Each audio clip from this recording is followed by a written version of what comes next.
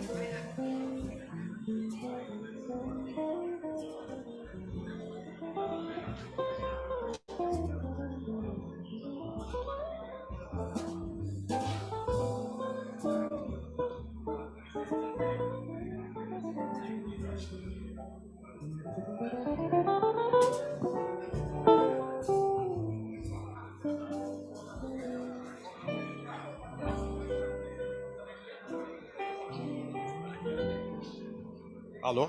Alô? Pessoal, estão ouvindo? Alô? É uma sensação estranha essa. Falar e... Concorda? Tá gravando? Pessoal, bom dia a todos, bom dia a todas. Queríamos agradecer a presença de vocês, os participantes presenciais, né? Esse evento aqui, excepcionalmente, está sendo transmitido pela internet também, acho que está nos ouvindo. Quem fez inscrição, já estamos liberando o sinal no canal do YouTube, da Mugel e da Drone Show. Depois de 2 anos, né, a gente voltando, vocês, né, voltando a circular, a Prefeitura de São Paulo, ontem, inclusive, baixou um decreto liberando a entrada de eventos sem a comprovação da vacina. Ontem, né? Então, até então, a gente se preparou para isso, né? Mas a gente quer garantir a saúde de todos, mas legalmente já a Prefeitura ontem, na verdade, sexta-feira, né, ela soltou um decreto aí e que liberou a entrada de eventos. Mas é um detalhe aí dos novos tempos, né? O mundo mudou, não só em relação à pandemia, mas em relação à evolução da tecnologia, né, que a gente vai ver hoje aqui. Eu estava falando com o Norato, né, que já ficou surpreso aí com a feira, acho que está todo mundo surpreso. A gente vinha aguardando a realização desse evento já há 2 anos, há muito tempo. acho que é legal falar do propósito, por que a gente criou a Drone Show em 2015. Né? Nossa meta sempre foi abordar o binômio segurança e profissionalismo. Né? Isso sempre foi, acho que quem lembra de 2015 sabe que a gente falava muito isso na abertura, contávamos com a ANAC e com a Odisseia desde aquela época, né? E de lá para cá as coisas cresceram, o mercado cresceu, os profissionais estão mais conscientes da regulamentação. Cada vez a gente vê menos situações em que não há um respeito pela regulamentação. Nós temos aí, no caso das novidades que vocês vão ver um pouco aqui hoje, não só hoje, mas também durante a feira, sobre essa questão regulatória, para atender a demanda cada vez maior, né? Então, o objetivo dessa abertura é a gente ouvir da ANAC as novidades em relação à regulamentação e depois a gente vai fazer um talk show que eu diria que é inédito, né? Eu acho que pela primeira vez, e uma conversa informal aqui, os 4 principais reguladores, né? A ANAC, a Odisseia, que é o MAPA, o Ministério da Agricultura, ligado à parte de livre de uso para pulverização, e o Ministério da Defesa, que eu sei que está lá se preparando para receber uma demanda que já está sendo grande, né? São dezenas e dezenas de empresas já registradas para fazer o aerolevantamento com drones, e tem aí, eu acho que algumas centenas na fila, né? Para obter informações, a gente vai falar um pouco sobre isso nessa conversa, e depois as 3 instituições que eu citei têm stands na feira que vão poder tirar dúvidas ao longo dos 3 dias. Tá? Ok? Bom, e para finalizar, eu queria agradecer a minha equipe aqui da Mundo Gel, né, que é responsável por tudo que vocês estão vendo, e pelos fornecedores, né, que sofreram muito, né, quem executa evento presencial sofreu bastante. Né? A gente, na verdade, se virou com eventos online, né, vocês também, em todas as suas áreas, viveram, mas o pessoal que trabalha nos eventos, eu queria destacar, né, são pessoas que ficaram com muita dificuldade. A gente envolve 22 fornecedores, desde a equipe que limpa os banheiros, o pessoal que monta os estandes, o tradutor, o fotógrafo. São quase 580 pessoas trabalhando aqui para montar esse show, né, para vocês. Eu acho que agradecer a eles também. Agradecer aos expositores, né, que estão aí super animados, né, a gente ficou surpreso. Nós temos 10 empresas na fila para entrar na feira, e não conseguiram entrar na feira. Espero que ano que vem a gente consiga um espaço maior para comportar essas empresas. Agradecer aos apoiadores, né, todos do evento, que ajudaram aí nesse apoio institucional. E eu acho que um retrato disso é essa super expectativa que a gente está tendo aí de passar, quem sabe, dos 4.000 participantes ao longo dos 3 dias. E todos aí se envolvidos, palestrantes, os órgãos reguladores aí divulgando o evento e lembrando que, na verdade, o mercado não se encontra só aqui nesses 3 dias, o mercado se estende o ano todo. Né? É importante que hoje existem formas de se comunicar o mercado, não é todo mundo que pode estar aqui, né? Mas é isso, agradeço aí a presença de vocês. Vamos começar então a Drone Show. O primeiro painel vai ser o lançamento do novo sistema de aeronaves não tripuladas, o CISANTS da ANAC, da Agência Nacional de Aviação Civil. Eu vou fazer um spoiler aqui, vou deixar eles falarem, né? Porque todo mundo querendo saber o que vai rolar aqui. Vou convidar para compor aqui a nossa conversa Roberto José Silveira Honorato, superintendente de aeronavegabilidade da ANAC.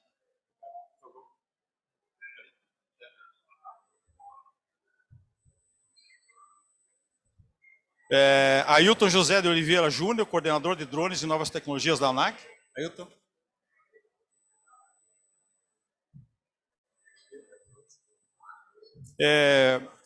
José Assumpção Rodrigues, superintendente de tecnologia da informação da ANAC, por favor.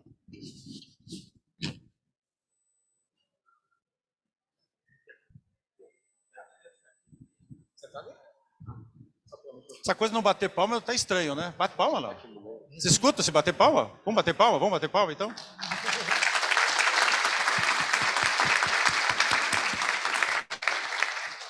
Eu estou precisando de um foninho desse, hein? Depois para... Bom, queria passar a palavra, então, para os representantes da ANAC, para fazer a sua apresentação. Nós vamos ter aí um tempo para eles apresentarem. Depois a gente faz o diálogo com todos os outros reguladores, tá bom? Fique à vontade. Muito obrigado, Emerson. Bom dia a todos. Agradeço a oportunidade de a gente estar aqui na feira. Acho que a gente participou aí desde do início da feira com drone, né, Emerson? E de fato a gente vê um crescimento pós-pandemia. Parabéns aí pela iniciativa de fazer o evento agora. A gente vê que todo mundo estava realmente esperando oportunidades de se ver, de interagir pessoalmente. E eu agradeço também o espaço para que foi dado para a ANAC falar do novo Cisante, o sistema que é usado para cadastro de drones, que foi lançado pela ANAC em 2017, quando ela iniciou a regulamentação, emitiu o regulamento, né, o RBAC Especial 94, e então eu vou dar um pouco de contexto aqui, a gente vai falar de uma nova versão desse sistema, né? Podia colocar a apresentação? Obrigado. Bem, como eu disse, a ANAC em 2017 emitiu um regulamento, né? Esse regulamento ele traz regras de aeronavegabilidade, de operações e de licenças para os drones. E desde então, né, nós vimos aí um crescimento pleno do setor. Atualmente nós temos mais de 90 mil drones cadastrados no sistema e vários drones avançados, vamos dizer assim, que são os classe 2 ou os classe 3 que voam além da linha de visada visual, também foram aprovados e várias unidades também foram registradas na agência. Mas aí, 2019, a gente percebeu que era o momento de a gente iniciar o estudo para a revisão desse regulamento, né? E quem está acompanhando desde o início deve se lembrar que nas nossas apresentações a gente citava que o regulamento ele é um RBAC o E ou E de especial, porque a ANAC sinaliza que é de se esperar um ritmo de revisão mais frequente do que normalmente se tem para a regulamentação. Então, em 2019, nós iniciamos esse trabalho e começamos com uma consulta setorial. Então, o procedimento que a ANAC abre, né, para que receba comentários, sugestões em qualquer aspecto regulatório. E foi bem interessante, nós tivemos aí 177 contribuições nesse período, e essas contribuições, mais reflexões ou entendimentos que nós fomos depurando ao longo dos anos, né, de 2017 até 2019, montaram aí um cenário que demandava a nossa atividade normativa. E então foi destacado à época que a gente iria tratar em 3 momentos, né, essa evolução regulatória. Um primeiro momento em que seria avaliado algumas ações de curto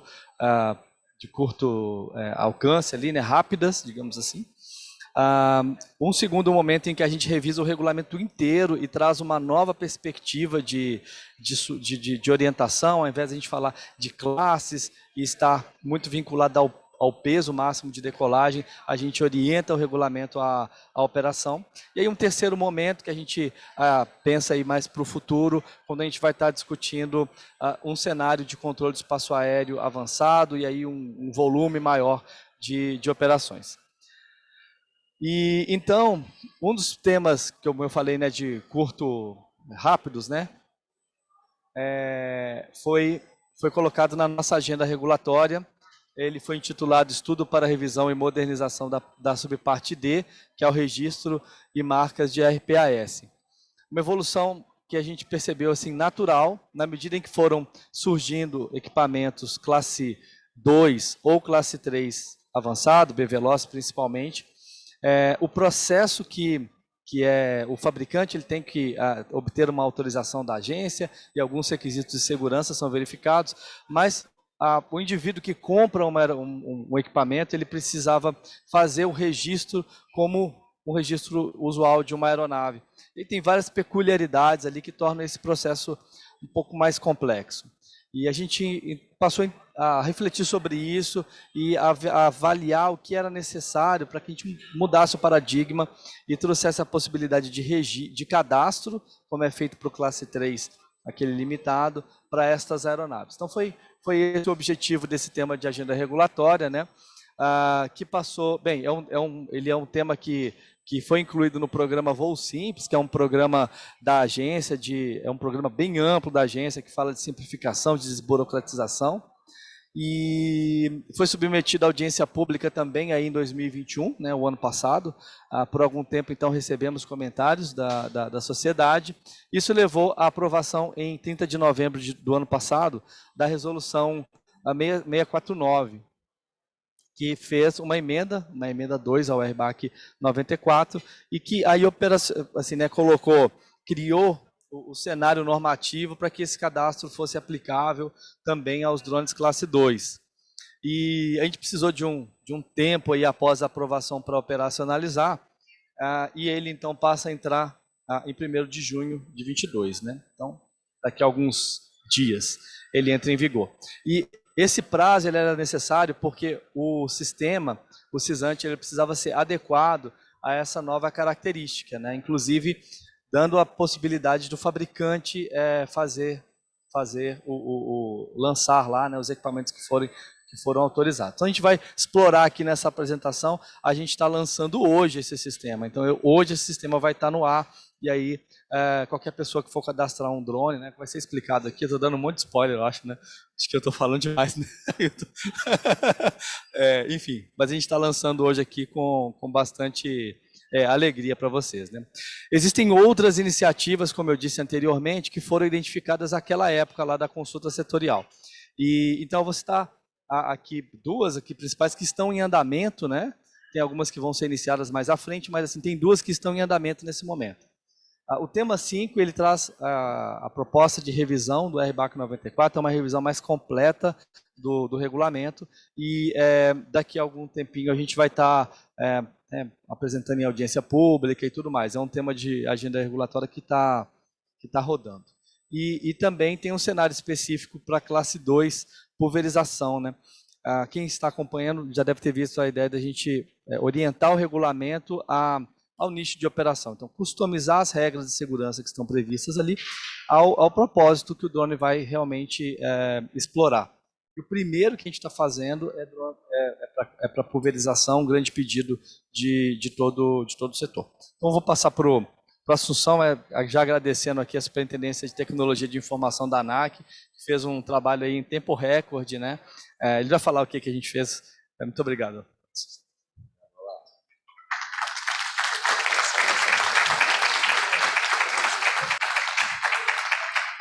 Olá pessoal, tudo bem? Bom dia. Vamos lá, então vamos falar um pouquinho agora do desenvolvimento do sistema, que vai ser usado aí para cadastrar então os novos drones aí, né, de acordo com a nova regulamentação que foi aí anunciada pelo próprio Honorato, né? Bem, no comecinho, quando o pessoal lá da SAR, né, que trabalha com aeronavegabilidade, decidiu criar, né, uma nova categoria de drones aí dentro da nossa regulamentação, a gente viu a necessidade de atualizar o nosso sistema. E aí a gente tinha duas opções à época. Ou a gente pegava aquele sistema que eu acho que muitos de vocês já conhecem e ajustava ele, colocava alguns módulos a mais, colocava algumas funcionalidades a mais, ou a gente partia do zero, né? Vamos refazer aquele sistema do zero ou não? E aí, né, por muita sorte, a gente resolveu iniciar do zero. Então, o sistema que vocês vão ver hoje, e quem vai explicitar com mais calma para vocês vai ser o Ailton, é um novo sistema realmente. Ele usa basicamente ele não tem nenhuma relação com o cisante antigo, a não ser na parte de dados, né? A gente vai migrar uma boa parte dos dados velhos para essa base nova, mas tirando isso, ele é realmente um sistema novo. E o que a gente fez, né? Por que a gente resolveu realmente criar uma plataforma nova para poder cadastrar os drones no Brasil?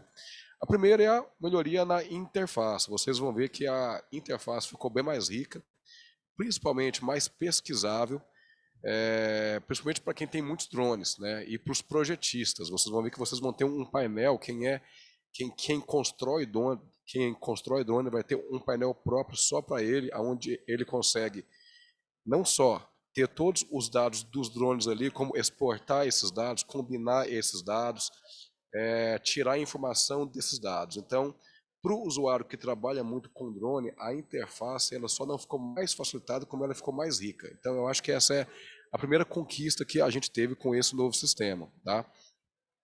O segundo é o módulo de transferência. Né? O Cisante antigo ele não tinha um módulo específico para transferência de drones. Ou seja, o drone, a transferência de drone, na verdade, nada mais era do que você cancelar o seu registro, certo? E o novo comprador, ou né, o novo dono, ele ia lá e cadastrava o drone novamente. Aí você tem vários problemas aí, né? Nesse ínterim, alguém pode pegar aquela marca do drone, né? Você não tem controle sobre isso. E isso daí é muito ruim do ponto de vista de dados também, porque, na verdade, são dois cadastros de drones ali. Quando a gente cria um modo de transferência, não. Todo o fluxo ele é controlado pelo sistema. Então, hoje, um projetista de um drone avançado, ele cadastra os seus drones ali com o seu número de série, ele transfere esse drone para algum comprador. E esse drone, quando ele é comprado, ele tem que ser aceito pelo comprador do lado de lá, mais ou menos como o Detran faz com transferência de propriedade de veículos. Né? E não só entre os fabricantes e os primeiros donos dos drones, né? Mas o mercado secundário também, né? De troca entre uma pessoa que compra um drone básico também e revende ele para um colega, para uma outra empresa, que revende para uma terceira empresa. Isso hoje a gente consegue fazer de forma muito transparente dentro do sistema e de forma muito mais confiável. Tá? E por último, né, eu até já dei um pequeno spoiler aqui, a gente tem o painel do projetista. Né? Então, hoje, os projetistas de drones avançados, né, que vieram aí com a nova regulamentação, tem um painel ali só para eles, onde eles vão poder cadastrar cada SKU, ou seja, cada drone realmente que eles criam ali, entendeu? E controlá-los dentro do sistema. O usuário final, ele não cadastra mais esses drones avançados, ele simplesmente recebe-os pelo módulo de transferência. Tá? Então, assim, é uma outra sistemática. Eu vou passar para o próximo slide aqui, vocês vão ter uma cara aí a telinha principal do novo Cisante, né? Então essa aí é realmente a tela principal, né? Meus drones, são os drones que você tem. Então aí você vê a quantidade de informação a mais que nós colocamos aí, certo? Você tem algumas abas aí onde você tem inclusive os drones que vocês compraram, e cada uma dessas colunas aí vocês podem filtrar por elas, vocês podem fazer uma quebra de controle por elas, você pode tirar gráfico, você pode exportar isso daí. Ou seja, para quem tem muito drone, quem tem uma frota de drone, esse painel aí ele é essencial, tá, pessoal? Uma outra questão muito legal também que veio com esse tema é a integração com o SARPAS, né, com o sistema SARPAS do Odesseia e a API de leitura aberta ao público. A gente tem um programa muito forte dentro da ATI lá da ANAC de dados abertos, né, de tentar deixar com que o servidor tenha acesso aos nossos dados públicos, porque afinal de contas os dados que não são protegidos pela LGPD, pela Lei Geral de Proteção de Dados, são dados públicos e vocês devem ter acesso, certo? E hoje a gente exporta esses dados, a gente já deixa essa base de drones aberta, mas não por meio de uma API. Né? Então, se a gente tiver algum desenvolvedor de software aqui que queira usar as bases de drones da ANAC de cadastro para poder colocar algum tipo de inteligência, para poder fomentar o mercado, hoje a gente vai, com o lançamento desse novo Cisante, a gente também disponibiliza uma API de leitura desses dados para fazer interface máquina-máquina. Por último, eu gostaria de destacar também como uma das principais novidades a integração com a conta gov.br, né, que é o login único do governo federal. Acho que muitos de vocês já devem ter aí algum aplicativo do governo federal, seja a Carteira Nacional de Trânsito ou de Trabalho, né, baixada no celular de vocês, e vocês logam pela conta única do governo federal. Então é um cadastro único. Esse sistema também vocês podem fazer o login por esse mesmo cadastro. Vocês não precisam criar um cadastro à parte na ANAC. Vocês podem ainda. Quem tem algum cadastro antigo, ele pode sim tranquilamente usar esse cadastro, mas a gente hoje já está integrado à conta gov.br, então vocês podem usar um login e uma senha só. A gente já está nessa, né, de usar um login e uma senha só para todos os serviços do governo federal. E agora a gente vai continuar, tá, pessoal, apresentando aqui o sistema, mas eu vou chamar o Ailton, né, Ailton? Aí ele vai entrar agora nos detalhes, tá, pessoal? Ele vai passar algumas telas aqui, algumas funcionalidades.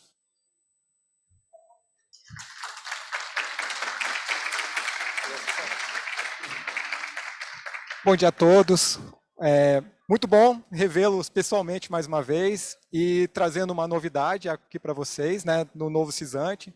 Meus colegas já fizeram uma boa introdução, mas acabaram já dando vários spoilers, mas a minha função aqui é explicar um pouco sobre como é o funcionamento na prática do novo sistema, mas também já deixo o convite para o pessoal que gosta de produzir conteúdo para YouTube, para outras mídias e gosta de criar esses tutoriais, também de preparar os seus tutoriais para auxiliar bastante o nosso trabalho. A gente já está trabalhando com a nossa teoria de comunicação, em guias e tudo mais, mas fica o convite também para o pessoal preparar mais conteúdo para cada vez mais usuários poderem usar da melhor maneira possível o sistema.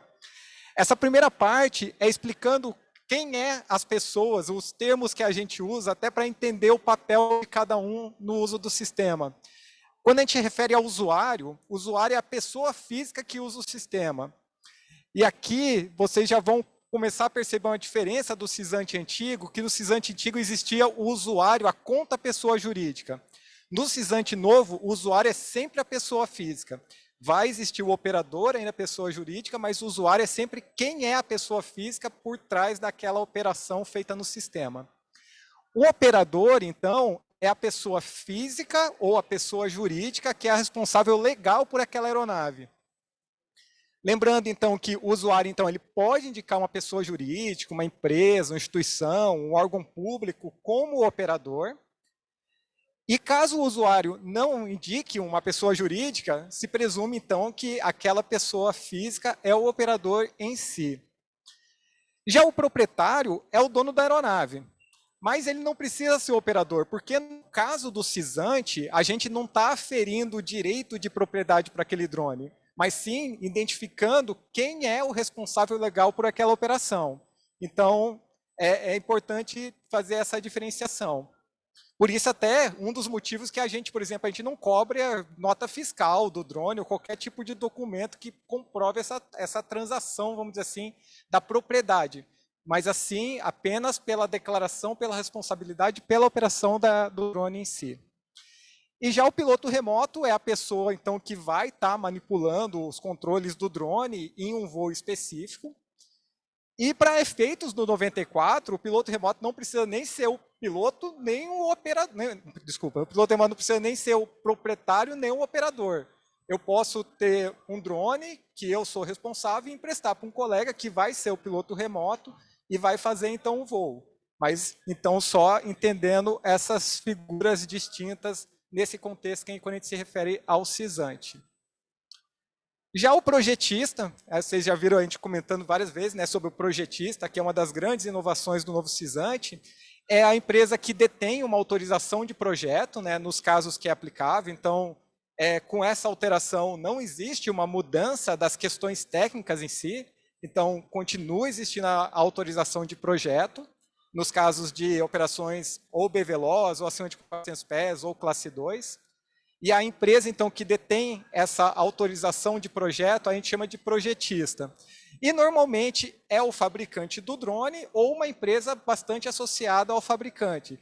Existem casos de empresas que fazem parceria, mas é sempre muito importante ter uma participação do fabricante em si, até por questões técnicas, né, de ter acesso aos dados requeridos para fazer essa autorização de projeto, quanto até por questões de propriedade intelectual. A gente já teve casos de empresas que são fabricantes do drone e que daí tinham informação de um pedido de autorização que não envolviam eles, e que daí eles questionaram a questão de propriedade intelectual. A gente falou, no nosso escopo, toda a documentação de que a gente recebe de boa fé, então assume que foi recebida legalmente, mas ela poderia sim acionar na justiça se entendesse que a outra empresa estava invadindo a sua propriedade intelectual. Então, a gente recomenda fortemente que sempre tenha uma participação direta ou muito próxima do fabricante nesse processo de autorização de projeto.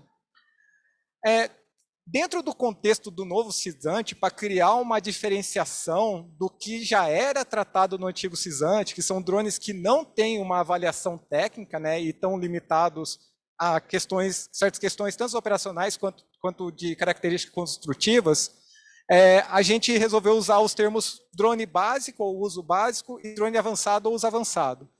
Então, o que é o que a gente chama de básico aqui? São aqueles drones que não requerem uma avaliação técnica ou uma autorização específica da ANAC. Leia-se aqueles que já estavam embarcados pelo antigo CISANT. Então, são os casos dos recreativos, né, dos drones que começam com as marcas Papa Romeo e os 9 números do código, e os de usos comerciais e profissionais, né, os não recreativos, naquele contexto de menos de 25 quilos, veloz, abaixo de 400 pés, e que tem as marcas Papa e os 9 dígitos.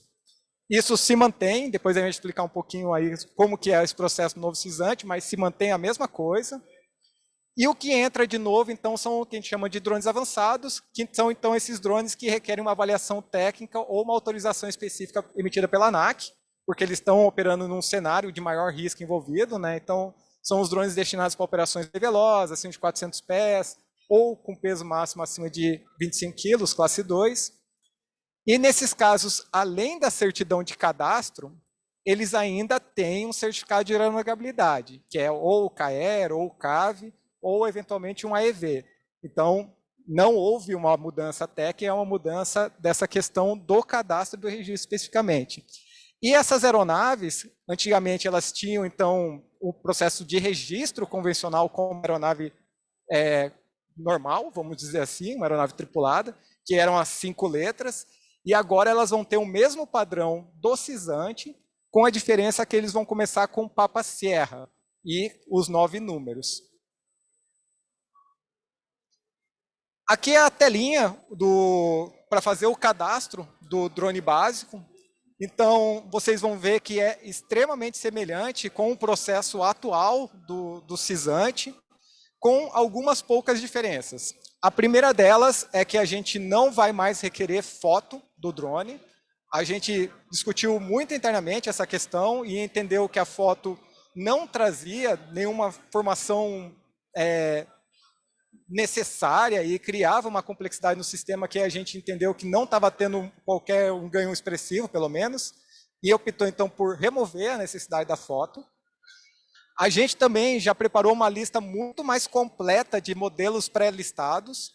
No CISANT também já tinha a opção de selecionar a caixinha, mas tinha muito pouco drone. Agora a gente já preparou uma lista, a gente pegou a base do CISANT atual, olhou quais eram os drones mais cadastrados, entrou em contato com os fabricantes desses drones mais cadastrados para levantar as informações e já inseriu no sistema, então já vai ter informação lá. E quando a pessoa seleciona um desses drones pré-cadastrados, primeiro que ele não tem o trabalho de digitar tudo, segundo que isso deixa a base de dados mais limpa, que evita ter typos, errinhos, e tem uma padronização então nesse formato que facilita bastante na hora de levantar indicadores. E, por fim, ela também não tem que digitar mais o peso máximo de decolagem, que esse dado a gente já obtém diretamente do fabricante daquele drone. Então, facilita também esse processo de cadastro para ela. Obviamente, se ela montou um drone, ou é um drone que não existe de grande volume no mercado, ela ainda vai poder inserir essa informação manualmente. Mas a gente vai fazer um acompanhamento da base, conforme daí um modelo, a gente começar a ver que tem uma maior repercussão, a gente daí vai tentar já incluir no menor prazo possível para sempre tentar manter essa lista o mais atualizada possível. Como eu falei, outra diferença é que o perfil é sempre de uma pessoa física. No entanto, ela vai poder indicar uma pessoa jurídica, uma empresa, como sendo operador. Vocês podem ver aqui nessa telinha, aqui, que é a tela do cadastro, que daí vem algumas informações, daí a primeira é número de cadastro, fabricante, modelo, depois vem drone cadastrado em nome de. Esse campo é caso você, a pessoa que está cadastrando, o usuário, queira indicar então um operador pessoa jurídica. Se ele preencher esse campo, o cadastro vai sair no nome, o operador como aquela empresa. Em relação ao processo de migração, como que vai mudar como vai acontecer essa mudança do antigo para o novo, depois a gente vai falar um pouco mais, mas os usuários com drones cadastrados no antigo CISANT, mais para frente, eles vão precisar fazer um novo cadastro no novo, que é um processo de atualização cadastral só para a gente garantir que a base vai continuar limpa. A gente conversou muito isso com o time da TI, sobre como fazer essa importação e tudo mais, e a gente entendeu que essa era a melhor solução. Então, vai ter a possibilidade, sim, da pessoa continuar usando o mesmo código que está no antigo Sysant, mas ele vai ter que fazer essa atualização cadastral no novo, que é basicamente fazer um novo cadastro com os mesmos dados que estão no antigo. Então, com isso, será possível manter o mesmo código usado anteriormente. Essa é a telinha do drone do projetista, que já foi mencionado antes, né, que é uma das grandes novidades. Essa tela só aparece para o usuário que está definido como responsável por uma empresa que tem uma autorização de projeto. Então, são poucas pessoas que, de fato, vão ter acesso a essa tela, mas a gente achou interessante trazer para todo mundo para entender como é esse processo, né? Então, o responsável legal, a pessoa da empresa que vai designar quem vai ser o usuário que vai ter acesso a essa tela, no caso daquele fabricante, vamos chamar assim. E uma vez que o modelo está autorizado, essa pessoa pode cadastrar novos drones daquele modelo para gerar o KR. O processo, então, de emissão do KR, ele vai passar a ser automatizado por essa tela. Uma vez que ele cadastra esse drone, faz esse cadastro inicial, ele faz a transferência daí do drone para o operador em si. E também a empresa tem como visualizar os drones cadastrados por ela e que estão ativos. A gente perdeu aqui a tela só um.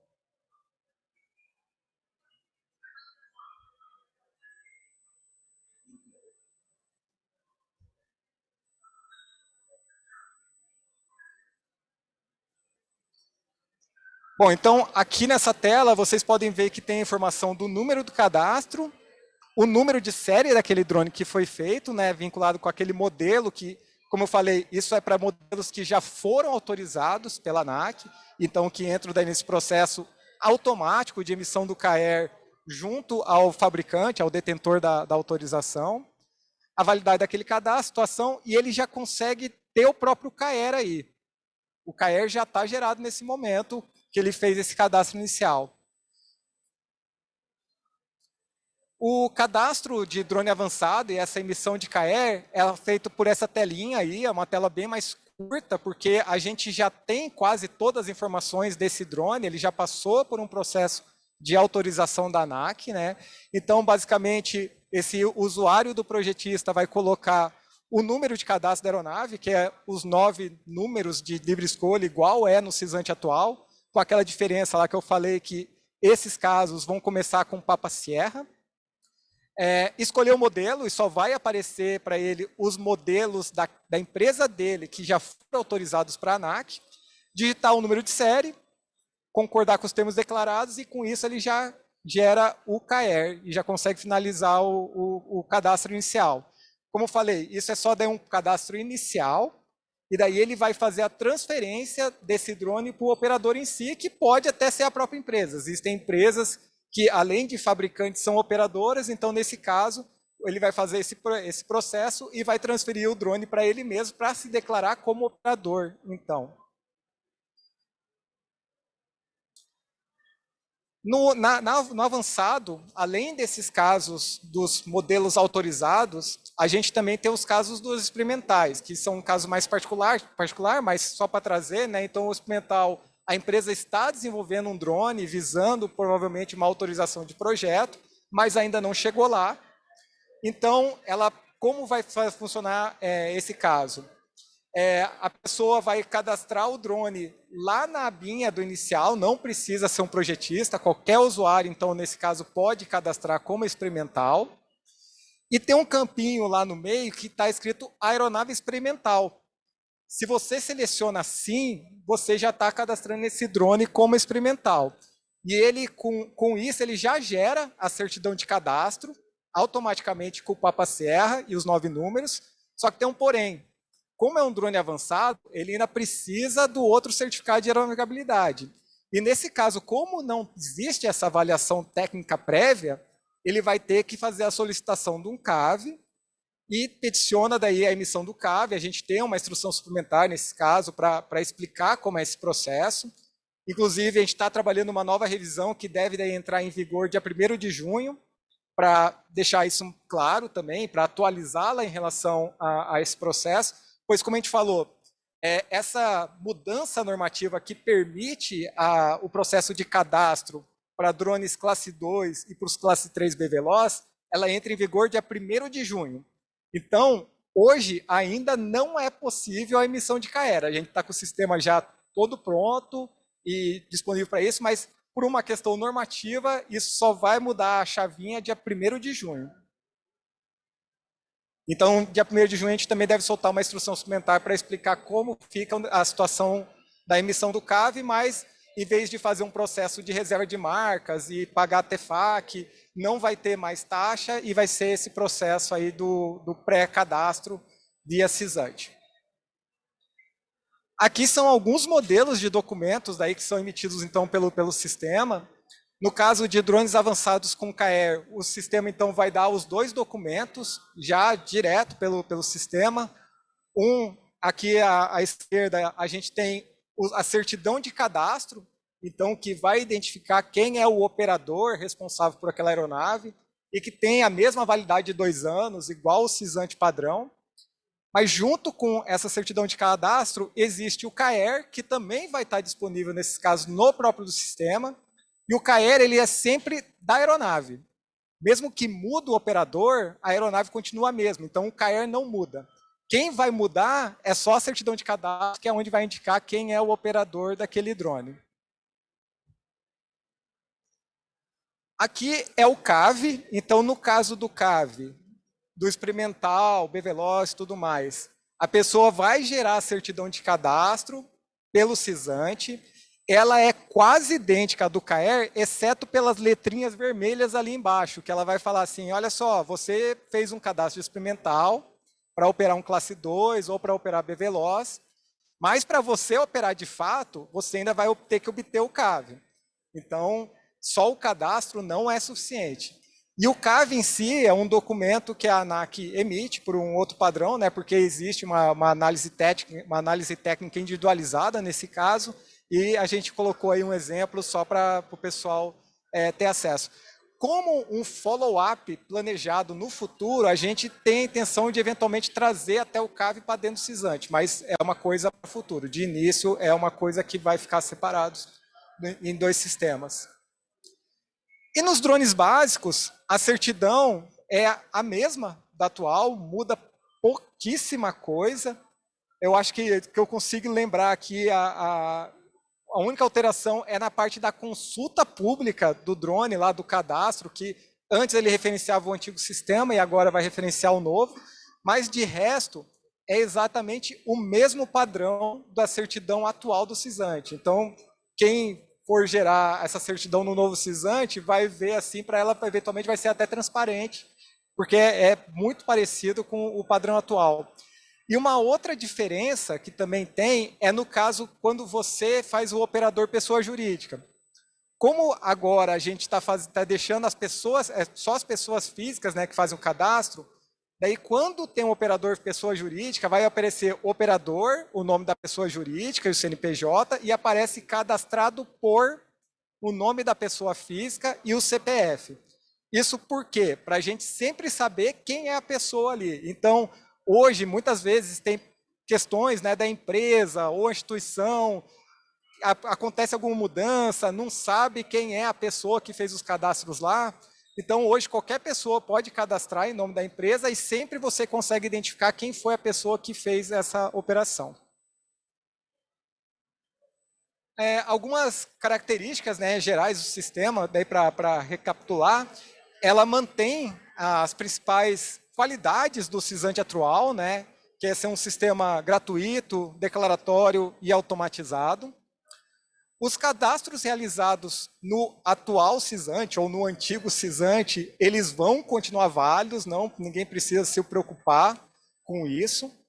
Apenas quando ele vencer, daí a pessoa tem que fazer esse processo de atualização cadastral. Se quiser fazer antes, também vai ser possível, mas a gente está orientando assim, as pessoas vão ter tempo para fazer esse processo aí de atualização cadastral, de refazer o cadastro no sistema novo. A gente também tem planos para acrescentar novas funcionalidades no futuro, no sistema, como, por exemplo, colocar informações sobre o desempenho autorizado, identificação eletrônica remota. A gente fez algumas reuniões com o pessoal do DCEA até para acertar essas interfaces, de questões daí também de facilitar a conversa entre os SARPAs e o CISANTE, e a gente vê muito potencial disso também a longo prazo, mas foi dado um primeiro passo e a gente então vai continuar nesse trabalho ao longo do tempo, que a gente vê que isso vai facilitar também a implementação dos sistemas UTM aqui no Brasil, né, das redes de gerenciamento de tráfego aéreo automatizadas, voltadas para drone, porque daí a gente consegue amarrar desempenho autorizado, informações que fazem parte da certificação do produto e passar isso de uma maneira automática para o DCEA, desburocratizando e também aumentando a confiança, a segurança da informação. E uma outra novidade é que a gente espera também, em breve, começar a disponibilizar o CISANTE em outros idiomas. Hoje ele vai estar disponível só em português, mas a gente tem um planejamento de, num curto, médio prazo, já disponibilizar em inglês e também, em não muito tempo, disponibilizar em espanhol. Até aproveitando o gancho, eu acho que uma questão que vai ser comum é a questão que muitas vezes vem perguntarem para a gente sobre a questão de cadastro de estrangeiro no CISANTE.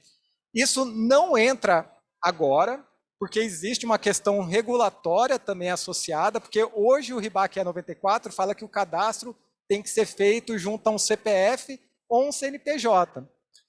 Mas existe uma discussão dentro dessas outras iniciativas regulatórias de eventualmente tratar isso. Então, a gente já vai deixar o CISANTE pronto, vamos dizer assim, para trabalhar também com estrangeiros, disponibilizando em outros idiomas, mas daí essa questão do cadastro por estrangeiro, vinculado a passaporte, por exemplo, a gente vai precisar também discutir dentro de uma questão regulatória para poder disponibilizar. A gente já disponibilizou um guia rápido. Esse guia rápido já está no ar, a gente trabalhou junto com o pessoal da assessoria de comunicação social, então já temos as informações lá com guia, com informações sobre como funciona esse novo sistema. E mais uma vez fica o convite também para o pessoal que gosta de criar conteúdo e que é muito bom nisso, de também auxiliar nesse trabalho de difundir o uso do novo CISANTE. E aqui algumas datas de implementação. Então, hoje, o sistema já está funcionando. Quem tiver um novo drone que ainda não está cadastrado no antigo CISANTE, já pode usar o novo CISANTE hoje para cadastrar um novo drone. Como que está funcionando essa fase inicial, onde os dois sistemas estão vivos? A gente bloqueou 210 mil combinações no antigo CISANTE que não eram usadas, e daí a gente, se você tentar cadastrar com esses números no antigo CISANTE, você não consegue. E no novo, você só consegue cadastrar dentro dessas combinações. Hoje a gente tem na faixa aí de 90, 95 mil drones cadastrados, e a gente está com 210 mil códigos. Então, a gente entende que é mais do que o suficiente para atender a demanda, essa quantidade, mas também a gente vai acompanhando. A gente espera que o sistema... A gente testou bastante, trabalhou bastante, então a gente está bem confiante que o sistema já está maduro para estar em produção e está disponibilizado, mas como é um sistema novo, a gente sabe que pode acontecer algum imprevisto. Então, se tiver alguma disponibilidade, também ninguém precisa se preocupar, porque, como eu falei, o CISANTE antigo continua funcionando. Se alguém precisar cadastrar um drone novo, a gente recomenda que já faça no novo CISANTE, mas se tiver algum problema, pode fazer no antigo, que o antigo está lá junto. A partir de 1º de junho, como eu falei, daí uma questão normativa, daí a gente vai fazer a vinculação dos fabricantes, dos projetistas que já têm projetos autorizados hoje, para permitir a emissão do CAER. Então, é quando vai entrar em vigor, e com isso, as empresas que já são detentoras de uma autorização de projeto, hoje a gente tem 4 ou 5 empresas e em torno de uns 10 modelos já autorizados. Então, para esses modelos já vai ser possível fazer a emissão do CAER a partir de 1º de junho no novo CISANTE. E a partir de 6 de junho, a gente está prevendo iniciar de fato daí a desativação do antigo CISANTE. Então, nessa data, a gente está planejando bloquear o antigo CISANTE para fazer novos cadastros e para fazer renovação. Mas os cadastros lá continuam válidos até o vencimento, as pessoas vão poder continuar usando ele para consultar. E a partir dessa data, a gente vai fazer trazer as informações dos cadastros que estão no antigo CISANTE para o novo, e com isso, a pessoa que daí tem um cadastro no antigo, ele vai poder fazer esse processo de autorização cadastral, então ele vai poder usar o mesmo número que ele tem no antigo, no novo, desde que seja ele a pessoa que cadastrou lá, mesmo CPF, e desde que seja o mesmo número de série do drone. Essa que é a amarração que foi feita para permitir esse processo, que a gente discutiu bastante, trazer tudo, como eu falei, daí tem um problema de trazer sujeira junto na base e poder criar problemas. A gente discutiu eventualmente não usar os códigos antigos, só que daí tinha o problema das pessoas que já têm drones marcados ter que remarcar, já tem perfil no Sarpas com aquele drone, então a gente entendeu também que não era uma boa solução. E a gente discutiu também a opção de deixar livre, só que daí teria o problema de 2 cadastros ao mesmo tempo para padrões com o mesmo código, padrões diferentes. Então, para acomodar todas essas necessidades, foi a melhor solução que a gente conseguiu, e eu acho que atende bem a necessidade tanto nossa da ANAC quanto dos nossos usuários. Bom, era essa apresentação. Antes de terminar, eu queria agradecer demais ao pessoal da TI, que deu um apoio enorme para, como o Honorato falou, foi um desenvolvimento em tempo recorde que foi feito. Muito trabalho, muito obrigado mesmo, Assunção, Igor e todo o pessoal da TI que apoiou. Pessoal da minha equipe também, Rui, Ricardo, Mirella. Foi muita coisa, muito teste que a gente fez. A gente também está com os colegas do RAB, do Registro Aeronáutico Brasileiro, como a gente falou, é uma demanda que surgiu lá, então elas, está aqui com a Natália e com a Luciana, elas que viam a dificuldade que os usuários tinham, né, e que tiveram um grande esforço, então, de propor isso e trazer isso, foi incluído, inclusive, no voo simples, agenda regulatória. Então, muito obrigado e parabéns também por termos chegado aqui. E também o pessoal da SPO, a Superintendência de Padrões Operacionais, que apoiou todo esse trabalho e que foi quem cuidou de todo o CISANTE, é um legado de 5 anos. O CISANTE, ele é um dos principais sistemas de cadastro de drone no mundo. A gente tem muito contato com outras autoridades e a gente sabe que o que tem aqui é também uma referência mundial. E também eles trabalharam, né, apoiaram nesse trabalho, nesse processo de migração. Com a migração, o novo CISANTE, ele era gerido principalmente pela Superintendência de Padrões Operacionais. Agora ela vai passar a ser gerido principalmente pela Superintendência de Generalidade, mas a gente com certeza vai manter esse apoio entre as duas áreas. E também existem muitos outros colegas trabalhando junto. A gente tem que estar reestruturando o serviço no gov.br, porque todo o serviço que o órgão federal faz, então tem esse trabalho. Existe todo o trabalho de comunicação que é feito e que a gente contou com o apoio da nossa rede de comunicação social para criar arte, para fazer divulgação em rede social. Então, é um trabalho enorme, e fora também dos outros órgãos. A gente conversou bastante com o pessoal do DCEA e com o pessoal do Ministério da Agricultura, exatamente para buscar essa sinergia. Como eu falei, a gente tem planos para que esse sistema cada vez mais se torne uma solução cada vez mais robusta, cada vez mais integrada, para facilitar a vida dos usuários e também tornar muito mais eficiente o trabalho dos órgãos públicos. Então, espero não ter esquecido de ninguém, mas foi muita gente envolvida. Se eu esqueci alguém, já peço desculpas. E agradeço mais uma vez, Emerson e toda a organização pelo espaço. E esperamos que gostem do CISANTE. A gente tem o Fale com a ANAC, que é o nosso canal de ouvidoria. Se alguém tiver algum problema, tiver alguma sugestão, alguma reclamação, por favor, entre em contato lá. E a gente vai estar aqui na feira também ao longo dos 3 dias. Podem procurar a gente no nosso estante, a gente está à disposição para atender e dar a melhor orientação possível.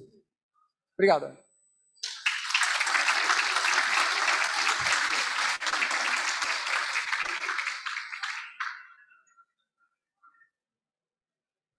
Obrigado, então. Ótimo, obrigado pela apresentação de vocês. E a gente combinou, Ailton, né? Você fez ali o último agradecimento às outras reguladoras que vão participar agora, né? Fizemos uma boa combinação aí, né? E, bom, então, a gente vai passar para o segundo painel. Pro toque, acho que o Roberto Norato pode ficar, né? Que você vai ser um convidado. E aí o Ailton puder sentar ali para acompanhar. E o José Assumpção. Vou deixar ali com eles lá, por favor. Obrigado. Na saída lá. Tá bom? Bom, muita informação, né, Ailton? Muita informação, mas como ele disse, a ANAC vai estar, tem um stand aqui na feira para tirar a dúvida de vocês. Lembrando, quem está nos acompanhando pela internet, o pessoal pergunta, mas e o resto da Drone Show? A Drone Show é um evento, as atividades da Drone Show são todas presenciais. Só esse evento aqui está sendo transmitido, tá? Só para avisar aí, para privilegiar quem está aqui, né, quem veio até aqui, e a gente fez um esforço de fazê-lo presencial justamente para proporcionar que as pessoas venham aqui, tá certo? Queria passar então para a segunda parte da nossa programação. Vamos fazer um bate-papo, como eu falei, inédito com as 4 reguladoras. Estão me ouvindo bem? Okay. Queria convidar então o Coronel Major Aviador Andrei Oliveira da Silva, chefe da seção de planejamento dos sistemas de aeronaves não tripuladas. Okay. Major.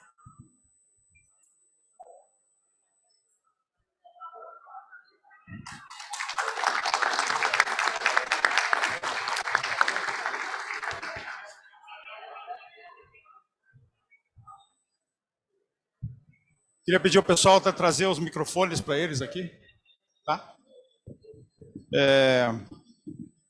O capitão de mar e guerra Mário Orlando de Carvalho Júnior, gerente da seção de informação, meteorologia e aerolevantamento, SEGMA, do Ministério da Defesa.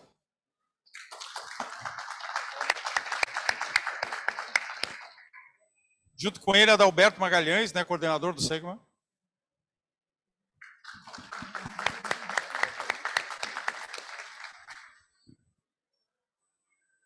Roberto José Silveira Honorato, né, superintendente da Aeronavegação da ANAC, vai continuar com a gente. E Lucas de Souza, engenheiro agrônomo do Ministério da Agricultura, Pecuária e Abastecimento.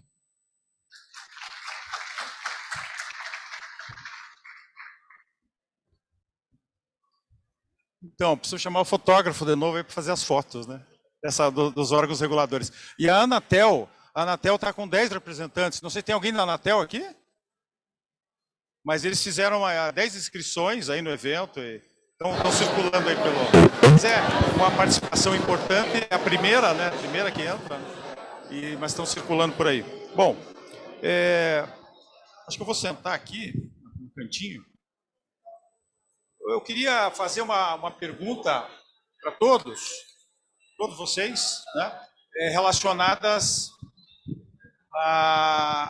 ao status atual da regulamentação de cada órgão que vocês representam, em relação às novidades, em relação à demanda. Porque, de uma certa forma, existe a vontade de avançar na regulamentação, mas ela é muito provocada pela pressão da demanda, né? Sempre levando em conta a segurança, né? Mas as empresas que estão investindo, comprando drones e querendo trabalhar, elas querem avançar, né? Os fabricantes e os usuários, né? Principalmente quem manda é o usuário, né? O usuário quer cada vez mais informação, mais rápido, né? E eu queria então começar o DCEA, né? Para o DCEA comentar esse assunto, né? A gente fez uma conversa inicial, né? Fica à vontade se quiser fazer algum spoiler aí para nós, né? Mas a gente sabe que o DCEA é um órgão muito importante, né? Que faz o controle do espaço aéreo. E foi muito impactado também com o crescimento muito alto dos drones. Eu sempre gosto de comparar o crescimento da quantidade de drones com a quantidade de aviões que nós temos no país. Se eu não estiver errado, nós devemos ter 50, 60 mil aviões. Mais? Menos? Mais. Menos. Mas quantos? Nós temos quase 100 mil drones já registrados na ANAC, né? E o crescimento é muito grande.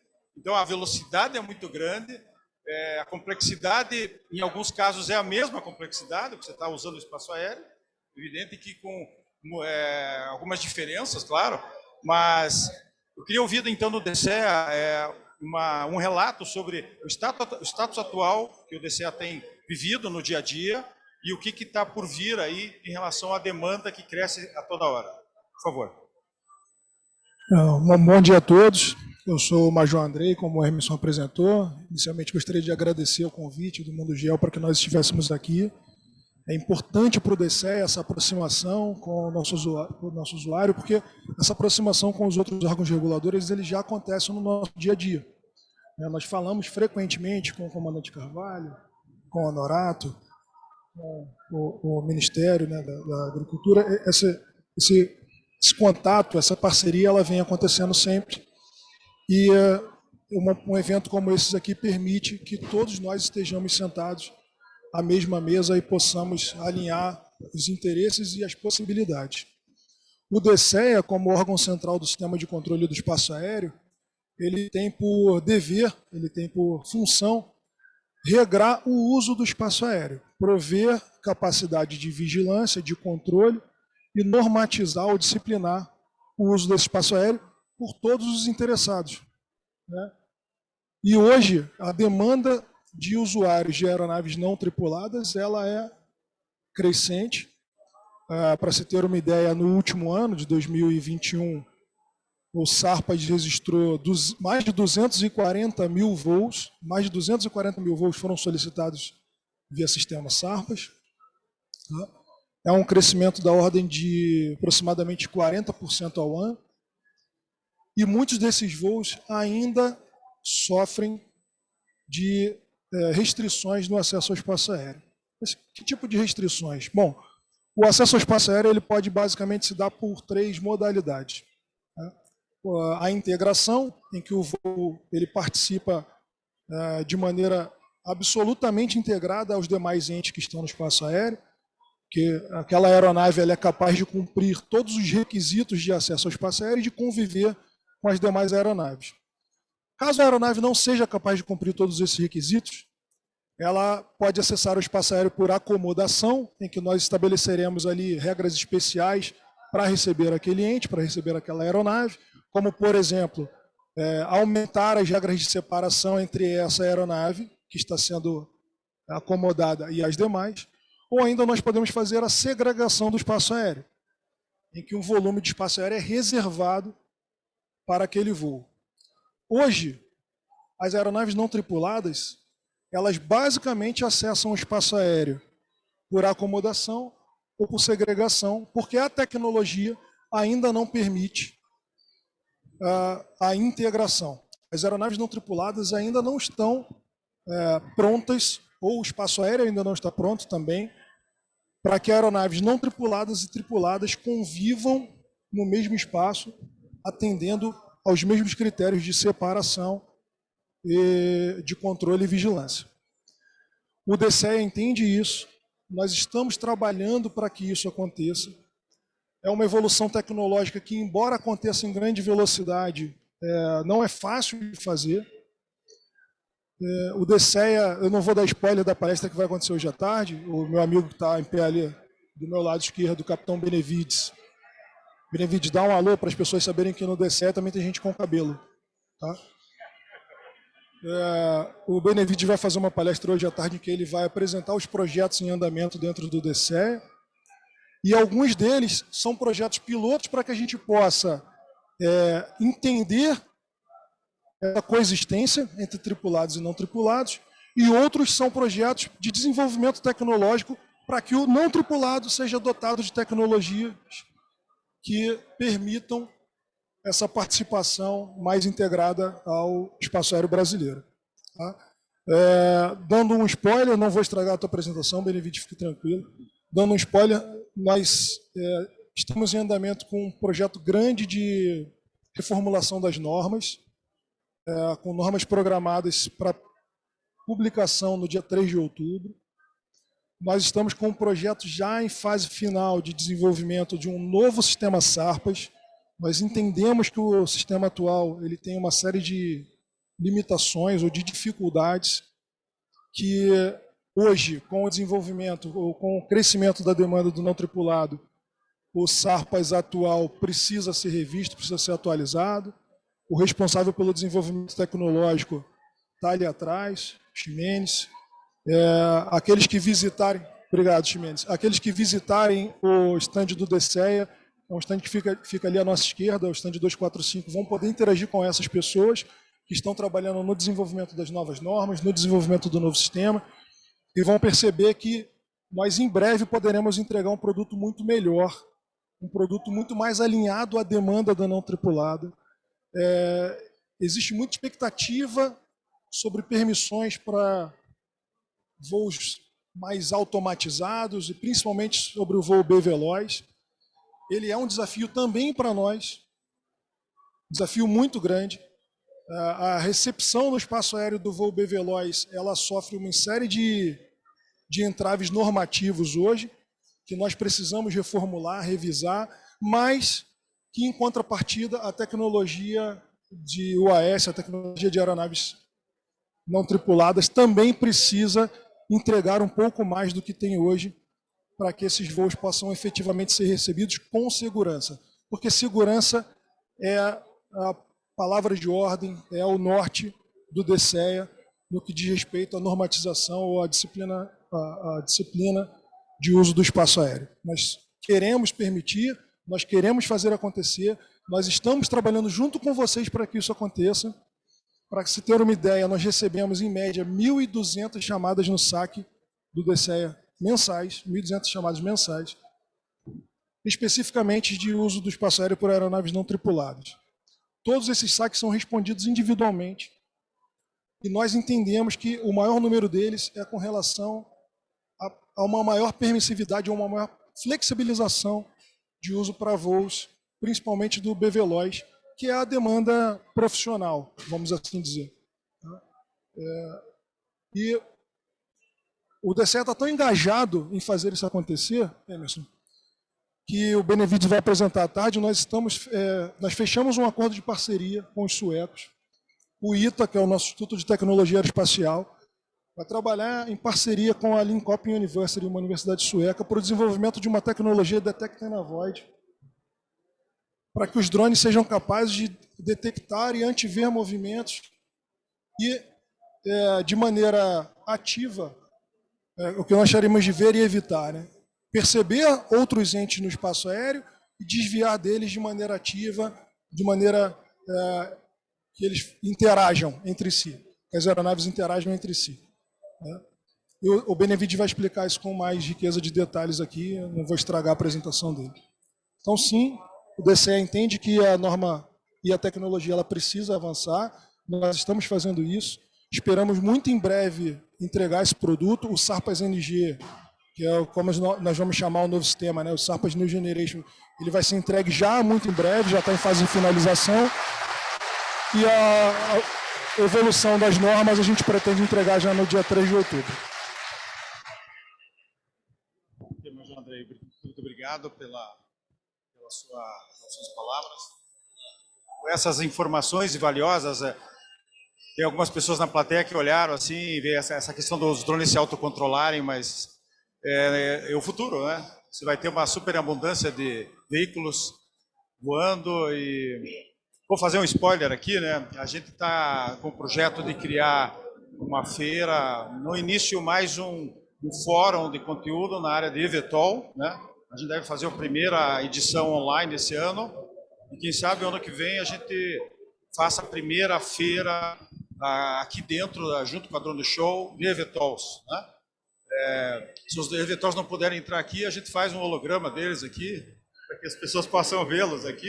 Apesar que a fabricação mesmo, a gente sabe que vai demorar em série algum tempo, mas a gente está percebendo que o crescimento do eVTOL vai impactar bastante, não só a parte aérea, mas principalmente a parte de drones, enfim. Muito bom.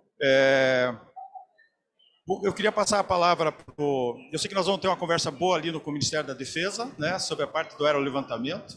Eu queria passar a palavra antes para o Lucas Souza, né, e fazer uma pergunta parecida, né, Lucas? Como é que está lá no Ministério da Agricultura? A gente sabe que Já ouvi várias vezes que a bola da vez do mercado de drones é pulverização, né?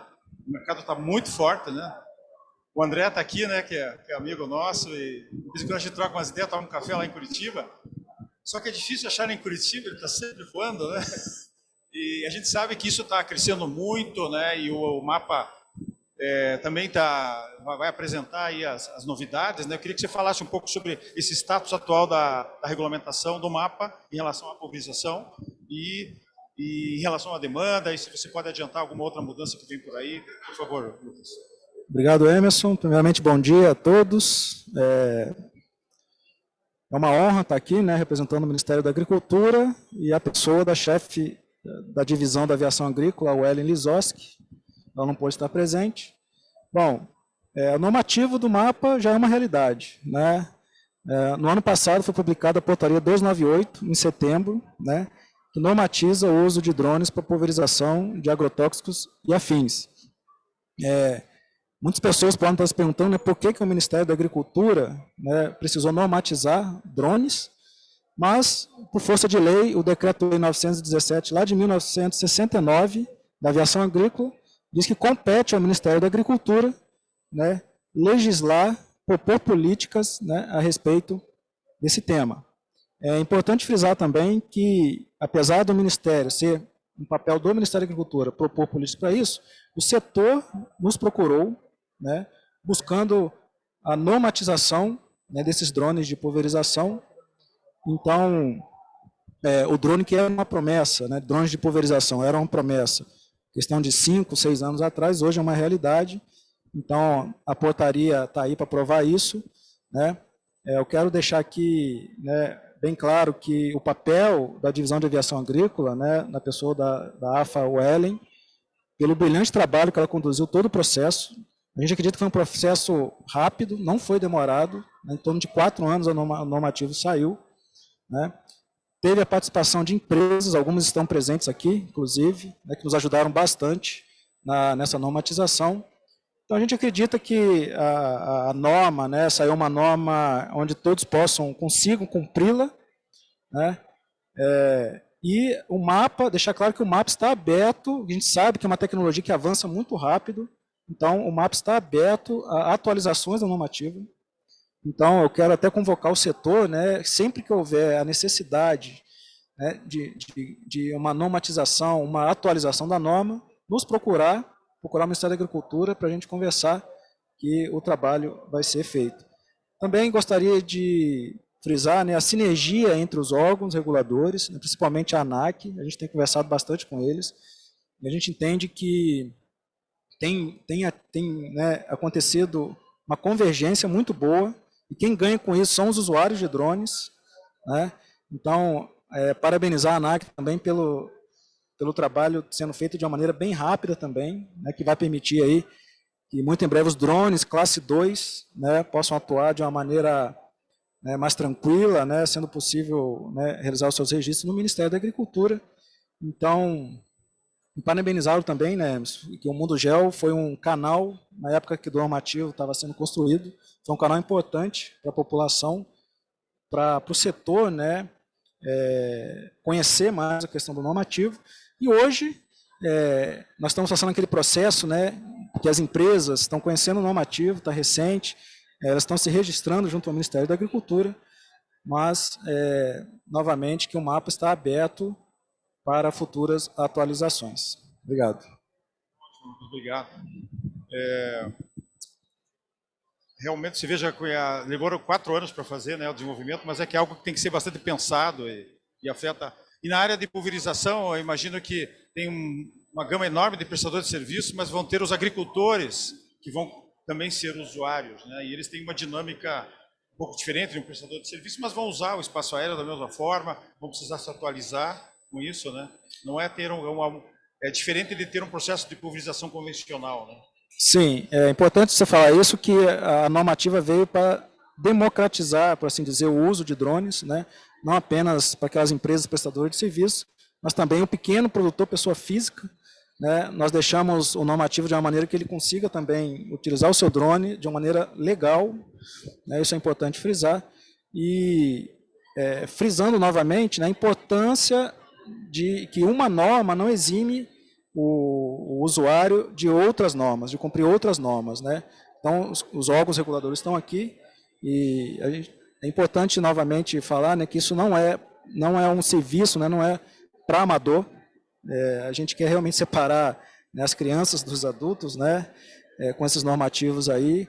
E para aqueles que estão aí na ilegalidade, né, que não pretendem ou têm uma dificuldade na questão de legalização, o conselho que a gente dá é que se regularizem, né, sigam as normas, porque os órgãos, né, estarão aí para fiscalizar e a gente mexe com vidas, né, são agrotóxicos, né, tem o espaço aéreo, são vidas envolvidas, então, apesar disso, a gente vai democratizar o uso dos drones de pulverização. Perfeito, perfeito. Obrigado, Lucas.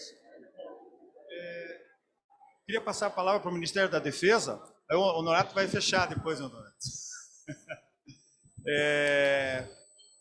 Bom, o Ministério da Defesa, eu espero também que o MAPA, no próximo ano, esteja aqui na feira, né, para poder atender aí as demandas. E até lembrando que a Mundo Gel, a plataforma Mundo Gel, ela não se resume a 3 dias de feira, né? A gente tem um canal constante de comunicação, fazemos eventos online desde 2009, né, online, e agora o primeiro híbrido que nós estamos fazendo é esse ano, mas a gente tem uma forma de manter o mercado atualizado, por isso que o nosso slogan agora é Mundo Gel 365, que não é 360 graus, mas sim a representar a possibilidade de a gente manter o mercado atualizado o ano todo, não só em 3 dias por ano. Bom, em relação ao Ministério da Defesa, né, eu queria perguntar para vocês, de forma parecida, né, como é que está o status da regulamentação, que diz respeito ao Ministério da Defesa, e eu sei que vocês estão sendo bastante pressionados, né, por empresas que cada vez mais querem produzir mapeamento de precisão. Acho que é bom, que às vezes se confundem muito mapeamento temático, não necessariamente tem que passar pelo Ministério da Defesa, mas o mapeamento precisa passar, até porque a legalidade do produto seja atestada, o Ministério da Defesa tem que participar, né? Então eu sei que vocês estão enfrentando muita pressão lá, muita demanda, e eu queria que vocês contassem um pouco sobre como está esse dia a dia, se puderem falar quantas empresas estão registradas, quantas estão na lista de espera, né? Por favor. Capitão Carvalho, né? Capitão de Mar e Guerra, Mário Orlando de Carvalho, e depois o Adalberto aí pode, que está lá os dois estão na linha de frente, mas o Adalberto tem a questão mais administrativa. Fiquem à vontade, por favor. Bom, inicialmente, bom dia a todos. Como membro do Ministério da Defesa, é um prazer estar aqui num evento desse porte, num evento que consegue reunir não só os 4 reguladores principais, mas também o que eu costumo chamar de quinto elemento, que são os senhores que estão na plateia. O Ministério, ele preza pelo cumprimento das normativas. O aerolevantamento é uma atividade considerada estratégica e, por isso, o Ministério da Defesa herdou essa atribuição do antigo Estado-Maior das Forças Armadas, que acabou evoluindo para o atual Ministério da Defesa, e em sua estrutura existe, o que os senhores já devem conhecer, a seção de geoinformação, meteorologia e aerolevantamento. Essa seção ela é comandada por mim e nós buscamos, por intermédio dos nossos sistemas, entregar aos senhores uma possibilidade de cadastro das empresas inicialmente e, posteriormente, a autorização para a realização de um aerolevantamento. Enfim, o aerolevantamento é uma atividade que não é para um leigo. Ela requer um preparo técnico-científico e um investimento de uma ordem bastante considerável. Ainda que com o advento da plataforma de aeronaves não tripuladas, né, as aeronaves, as ARPs, ou as RPAs, facilitaram o acesso, o que inicialmente foi uma preocupação para o Ministério da Defesa, mas, como um processo evolutivo, nós tivemos uma primeira onda, e agora a questão do cadastramento, da prestação de serviços das empresas que se utilizam de drone, ela já está mais estabilizada. O que é o grande diferencial para esse setor é a rapidez da evolução. A tecnologia, a cada dia, ela avança e, por consequência, o mercado reage, as empresas reagem e a pressão para os órgãos reguladores aumenta. O que é interessante, para que vocês saibam, é que todos nós aqui estamos extremamente alinhados. A ANAC está lançando hoje o seu sistema, a segunda versão do seu sistema. O representante da Odisseia acabou de citar que já está em tratativas para a evolução do SARPAS, e eu também trago essa novidade. O Ministério da Defesa já está trabalhando no estabelecimento dos novos requisitos do Cisclatem versão 2.0. E como é que isso é feito? Isso é feito inicialmente com a avaliação dos nossos técnicos a bordo do Ministério da Defesa e com a interação entre empresas e o nosso atendimento ao cliente. A partir de um contato de vocês conosco, ou por telefone, ou pelo nosso e-mail, que é aerolevantamento@defesa.gov.br, nós vamos coletando pontos, amadurecemos esses pontos, e alguns deles se configuram em pontos de melhoria. E é essa a nossa proposta ao estabelecer os novos requisitos da versão 2.0 do sistema Cisclatem. Como vocês sabem, é o sistema de cadastro de levantamentos aeroespaciais do território nacional. Importante saber que o Ministério da Defesa preza pelo cumprimento das normas, das normativas. Nós podemos atuar até determinado ponto, que são as portarias que nós redigimos e aprovamos, mas todas elas têm que estar alinhadas com o embasamento legal. Então, algumas das demandas, elas precisam que se alterem algumas leis para que nós possamos alterar a portaria. Se vocês forem ver a dinâmica de geração da legislação que fica a critério do Ministério da Defesa, ela, de certa forma, é bastante célere.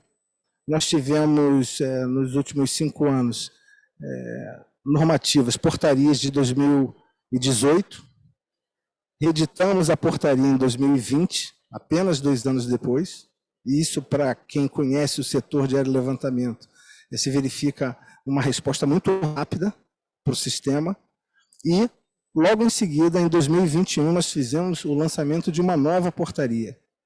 Então, o importante é que vocês saibam que o Ministério está sempre alinhado e coletando informações no dia a dia em que nós tratamos com vocês. A nossa preocupação é sempre acompanhar as normativas, mas nós temos as nossas limitações também. Para que vocês tenham ideia, nós atendemos o país inteiro e eu tenho disponível para atender ao setor de aerolevantamento 4 pessoas que atendem os senhores. Então, isso pode justificar o porquê de não sermos tão rápidos. Embora a legislação nos dê 30 dias para aprovação de um aerolevantamento, nós estamos levando um tempo médio de 7 a 10 dias.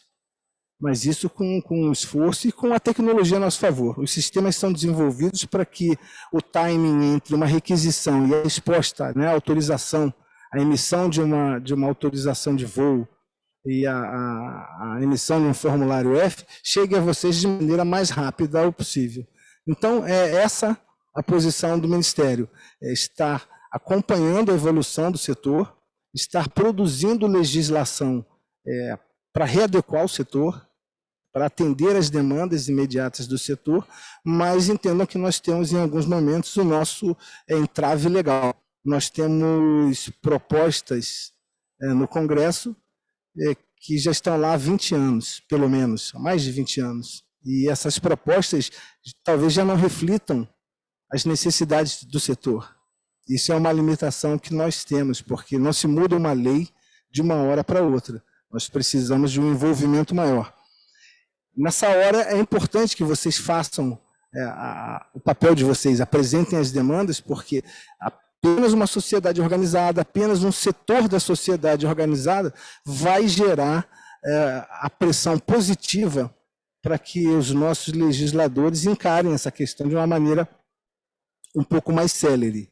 A questão é transformar demandas técnicas, demandas comerciais também, por que não dizer, né, em uma resposta da administração pública. Nós estamos alinhados, estamos sempre preocupados com isso, consideramos todos os contatos que são feitos conosco e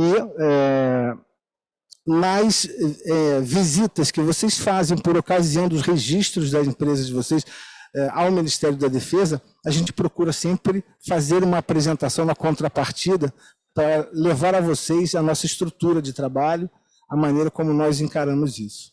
Então, em linhas gerais, era isso que eu gostaria de dizer, agradecendo mais uma vez, Emerson, essa oportunidade. Estamos 4 reguladores extremamente alinhados. Eu não tinha o conhecimento de que o Cisante já estaria lançando hoje a versão 2, então eu parabenizo aos desenvolvedores. A Odisseia está desenvolvendo a sua versão 2.0 e nós estamos já avaliando também uma integração do Cisclatem com a versão 2.0 do Cisclatem, já está prevendo, nós estamos iniciando a avaliação de desenvolvimento para isso, mas também nós estamos prevendo uma integração com o sistema SARPAS. Então, vocês vejam, são 4 agentes diferentes, tendo que desenvolver ou fazer o upgrade de seus sistemas, mas todos nós já estamos pensando em integração. E essa integração ela se reflete na prestação do serviço do agente público para os senhores. Então, é isso, Emerson, que eu gostaria de dizer. Muito obrigado. Está ótimo. Muito obrigado. Obrigado, Carvalho, posso te chamar assim? E temos que bater uma foto histórica aqui a hora que acabar. Vamos ficar aqui em cima e o André vou pedir para fazer uma foto. Emerson, eu vou pedir aqui um tempinho para o Adalberto também fazer algumas considerações. Eu ia fazer umas perguntas para o Adalberto, mas prossiga, Adalberto. Bom dia a todos. Sou Adalberto, eu sou um dos coordenadores da seção de geoinformação e eu trabalho diretamente com a área de aerolevantamento e trabalho diretamente com o Cisclatem, que é o nosso sistema de cadastro. Então, só para passar uma informação, a área de aerolevantamento, o Ministério da Defesa controla não só a execução do projeto, né, de aerolevantamento. A gente trabalha com o procedimento de inscrição das instituições, inclusive as empresas que trabalham com RPA, dentro do Ministério. Depois a gente trabalha com a aprovação dos projetos de aerolevantamento que vão ser executados, tanto por empresas que trabalham com aeronaves tripuladas, como com as empresas que trabalham com RPA, e ao final a gente expõe essas informações, aquelas que são devidas dentro do sistema do Cisclatem para acesso do cidadão e também para conhecimento de qual empresa executou, qual área e que contato que ela pode ter com essa instituição para garantir o produto que é de interesse dela. Respondendo aquela sua pergunta relacionada à quantidade de empresas, né, que tem solicitado, o número de empresas que trabalham hoje com RPA tem sido cada vez mais crescente, a gente tem recebido constantemente, hoje praticamente as empresas com aeronaves tripuladas têm solicitado pouco procedimento de inscrição e o grosso das inscrições é com RPA. Então, hoje nós já temos, dentro das empresas que podem executar as 2 fases do aerolevantamento, que seria voar e fazer, né, as imagens e depois produzir o material decorrente, hoje a gente tem quase 100 empresas inscritas, dessas 22 são empresas que trabalham com aeronaves tripuladas, algumas trabalham também com RPA e o restante são empresas que trabalham só com RPA. Então, o número é cada vez mais crescente e a solicitação de inscrição dentro do Cisclatem, a gente já tem hoje quase 500 empresas com solicitações. E lembrando que, obviamente, o procedimento de inscrição é um procedimento relativamente rápido, mas que passa por determinadas etapas. Então, essas empresas hoje elas estão trabalhando nas etapas diferentes. Então, você tem desde empresas que solicitaram só uma validação para entrar com o pedido de inscrição, há empresas, por exemplo, que já fizeram a apresentação no Ministério, que é uma das obrigações, né, para o procedimento de inscrição, que já fizeram a apresentação e estão só aguardando a publicação da portaria no Diário Oficial para poder executar o aerolevantamento. Então, assim, é cada vez mais crescente o número, o Ministério da Defesa fica aberto, né, para receber as solicitações de vocês. A gente está no stand 246 aqui, quem tiver interesse pode passar por lá, tá ok? Bom, complementando e já deixando um ponto para a apresentação que será realizada hoje à tarde, sobre regulação do setor, Com tudo isso, nós estamos iniciando uma onda de denúncias. Então, mais à frente, nós vamos apresentar as principais denúncias que vêm sendo veiculadas para o setor e o papel do Ministério da Defesa nessa questão. Opa, agora deixou no ar isso, né? Isso é um spoiler para ir até o stand para tirar essas dúvidas lá. Boa estratégia. Alberto, era isso mesmo que eu ia te Com certeza.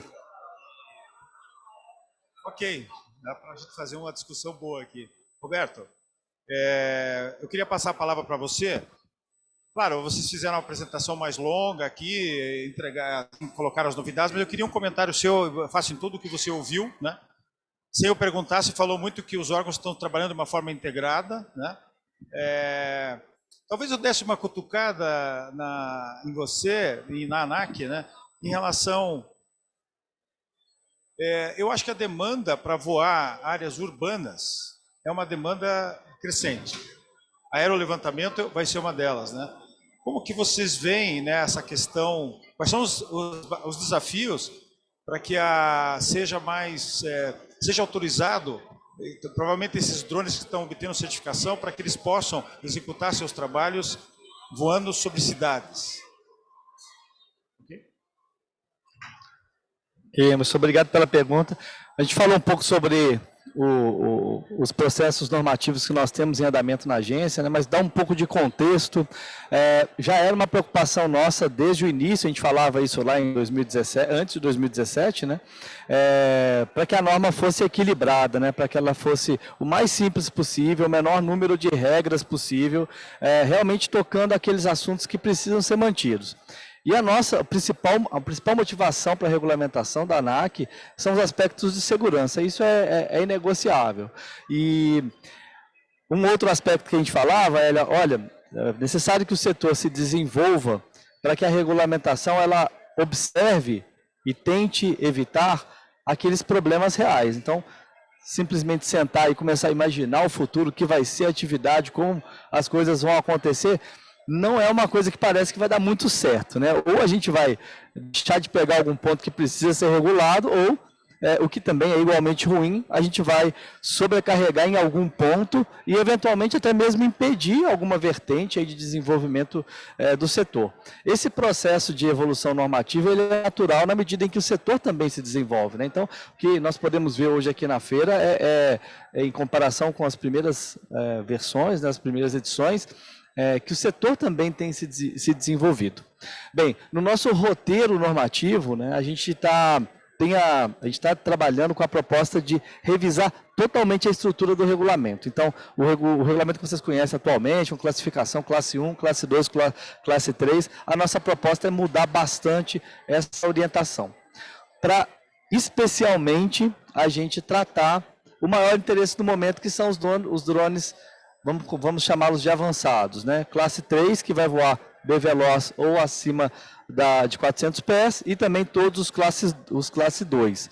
Então, esses equipamentos, que vão ser normalmente, eles são procurados para se explorar uma atividade econômica, uma atividade especial, né? Alguns já foram aprovados, aí, por exemplo, para inspeção de linhas de transmissão, para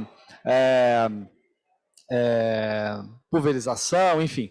Todas essas qualidades de áreas econômicas que a indústria quer desenvolver, nós estamos buscando adequar a regulamentação para que os requisitos de segurança aplicáveis, os requisitos que devem ser cumpridos, eles vão ser customizados para aquele grupo. Aí, dessa forma, eu acho que a gente até fomenta o desenvolvimento da atividade, né, para um novo horizonte. Um dos cenários operacionais que vai ser considerado é o uso das aeronaves na proximidade de pessoas, sobre cidades, em cenários urbanos, enfim, operações mais avançadas. Obviamente, é um caminho aí, né? Eu volto daquela ideia inicial. A indústria e o regulador devem andar, né, os reguladores, né, devem andar juntos. Então, é a indústria que propõe as soluções. Obviamente, a gente sabe quais são os problemas que surgem com esse tipo de operação, quais são os critérios, ou a performance que deve ser alcançada, né? A gente não pode permitir que a operação coloque em risco, um risco grande, pessoas e coisas no solo. Então, tudo isso vai ter que ser tratado adequadamente. Um dos cenários vai ser esse, precisa ser desenvolvido, eu acho que é o futuro, né? Com esse tipo de operação a gente vai certamente estar tratando aí, está considerando também a parte de controle do espaço aéreo com um pouco mais de outros mecanismos, um cenário mais avançado. Então, é uma coisa que eu acho que naturalmente chega.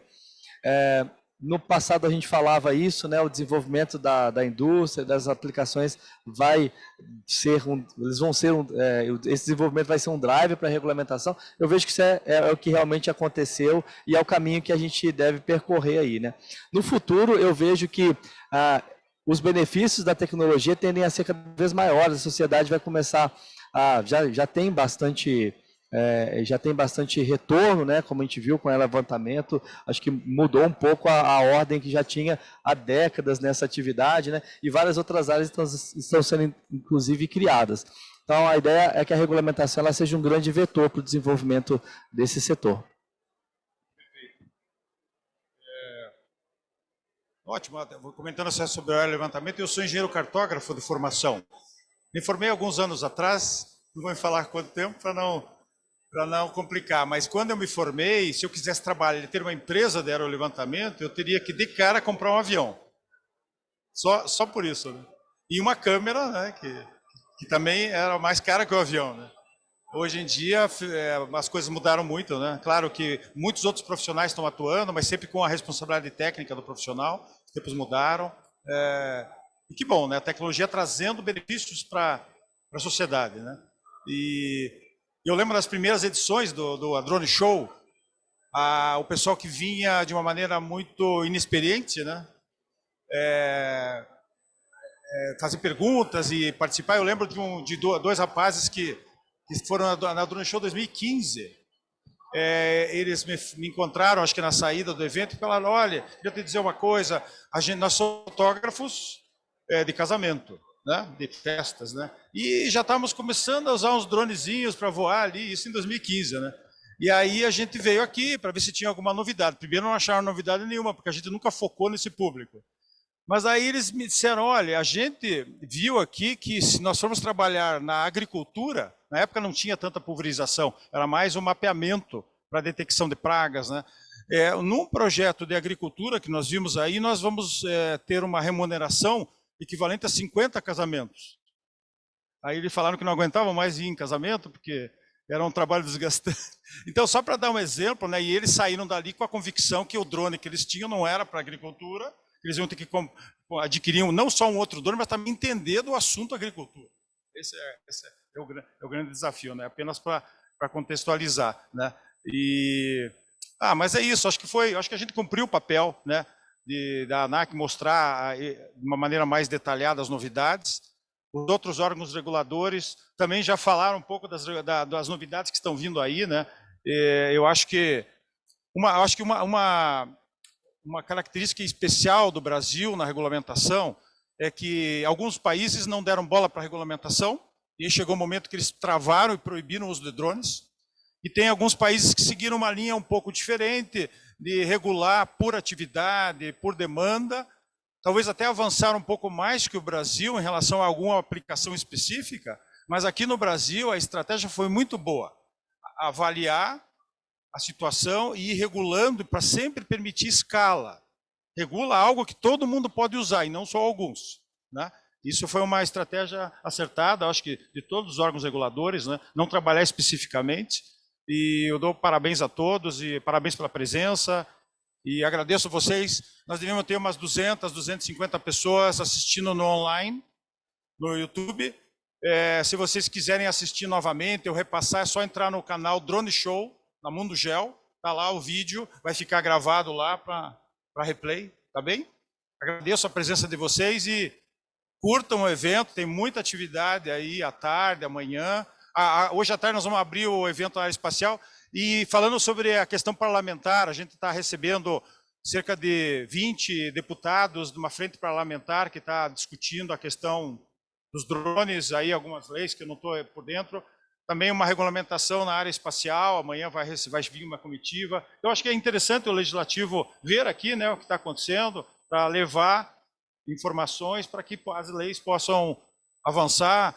Eu entendo o aerolevantamento, porque é uma área que era a minha área principal no passado, e ele está seguindo uma legislação que tem 20 anos, né? Se definiu o aerolevantamento há 20 anos atrás, com uma tecnologia que hoje em dia não tinha nem Google Earth, não tinha GPS, então ela está precisando ser atualizada, a lei lá, para que daí vocês possam fazer as adaptações, né? Isso às vezes o mercado não entende isso, né? Mas a gente justamente cria esses momentos para que o mercado entenda, tá bem? Agradeço a presença de vocês e de todos e está aberto a Drone Show. Valeu?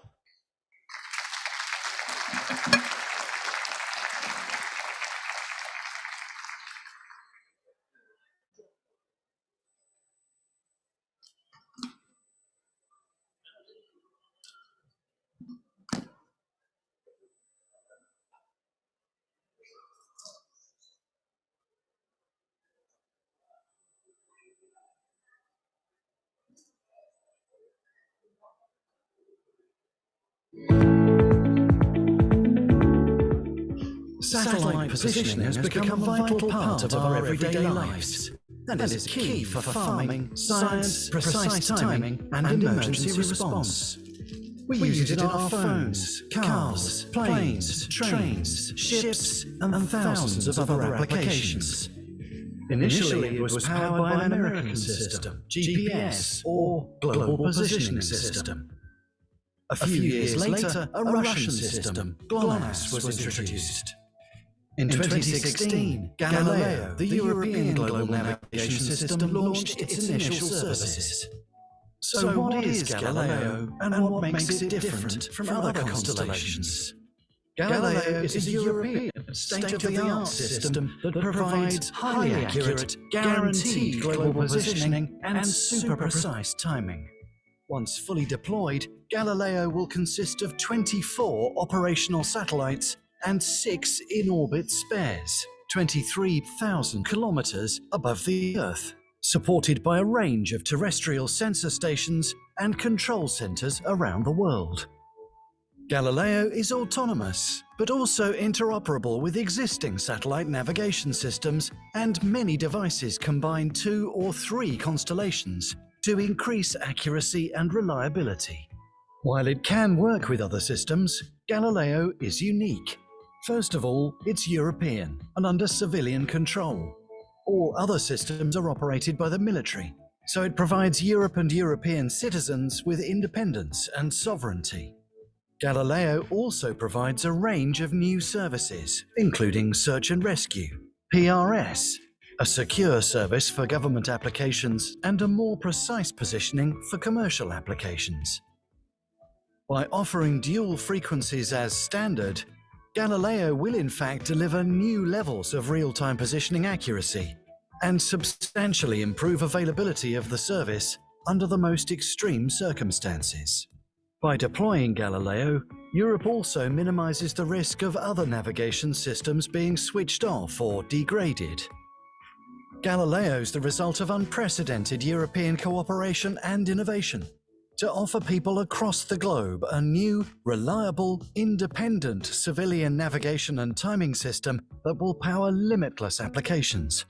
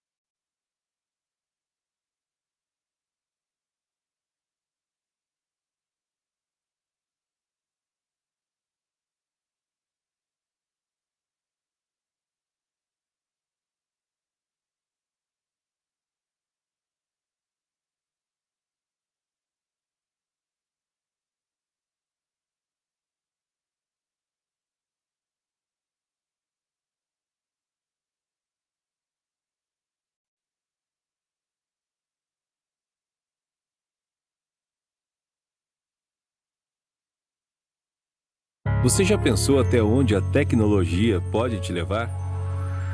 Há mais de 4 décadas estamos à frente na exploração da maior plataforma do mundo, a Terra. Somos os olhos de quem faz questão de enxergar à frente.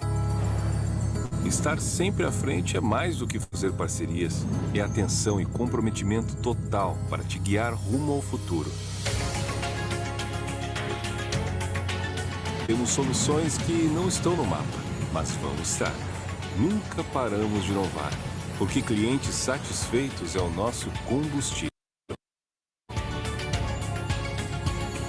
Então embarque com a gente rumo ao futuro que você imaginou e que será ainda mais sensacional.